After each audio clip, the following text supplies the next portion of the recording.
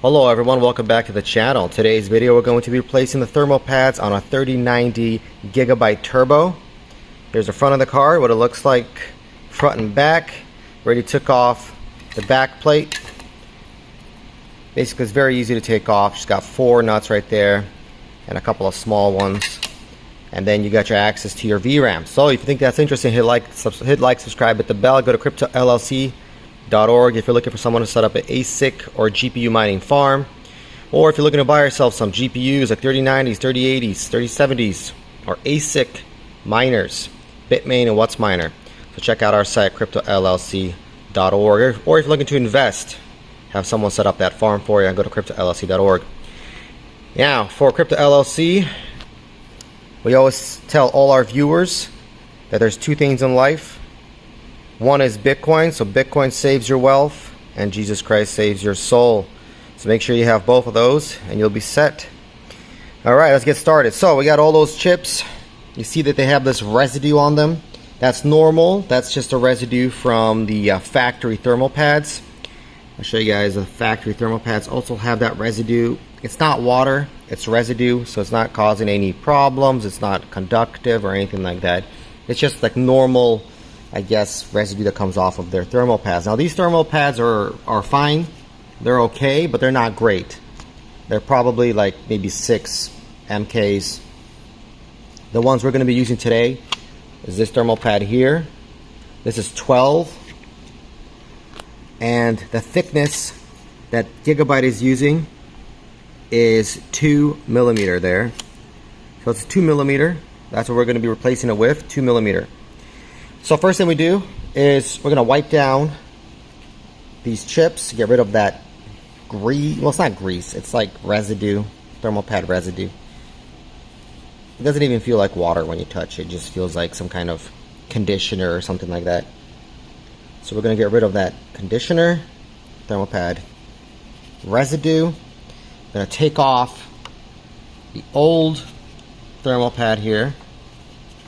And it's actually just ripping rather than coming off nicely. It's actually ripping off.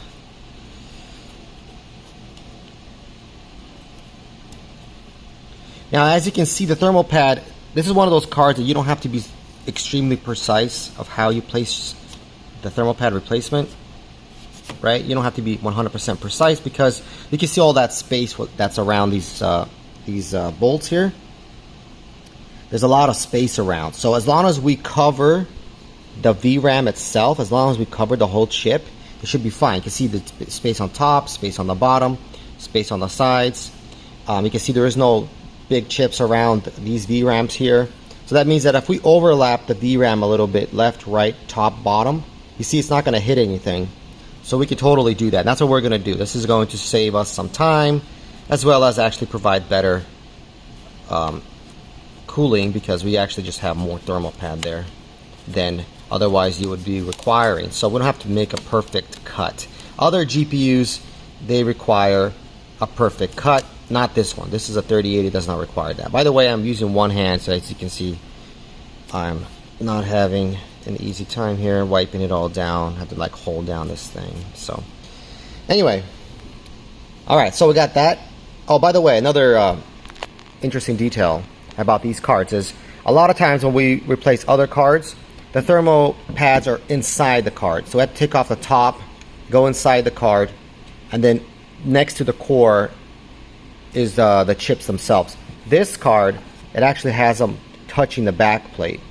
So this is a lot easier to replace. So we just take off the back plate and replace these. So way easier than digging around inside of it.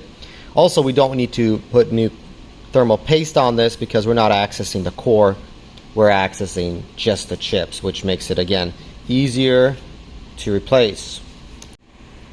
Now that the thermal pads have been applied, we can now put on our back plate.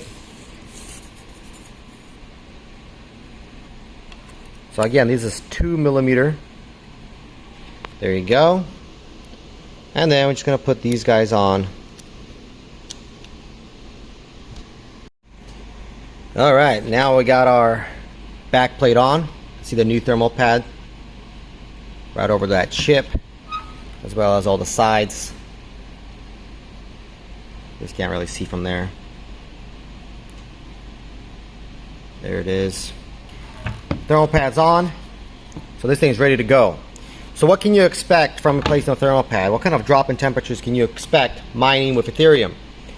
So we noticed about a 15 degrees Celsius drop when replacing the thermal pads. If you're mining somewhere cold or you're mining during the winter time, then it's not a problem. It's just when it gets hot outside, you need to replace these. And since it's getting closer to summertime, that's exactly what we did. We replaced the thermal pads on this card.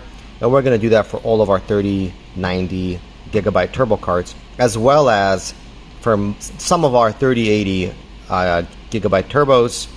They also have kind of the same problem, but not really. It's different. I mean, some cards are fine, some are not. But we're going to do maybe like half of those cards. But for 3090s, you have to do all of them. So it's about a 15 degree drop. So right now we're running them at they're like 90 degrees, 124 mega hashes with the thermal pads replaced, and outside it's like 70 degrees Fahrenheit. So it's good results. All right, well, make sure you guys subscribe to the channel. We're going to be posting more VRAM replacement, VRAM thermal pad replacement for different cards such as zotacs and evgas and so on. So make sure you guys subscribed.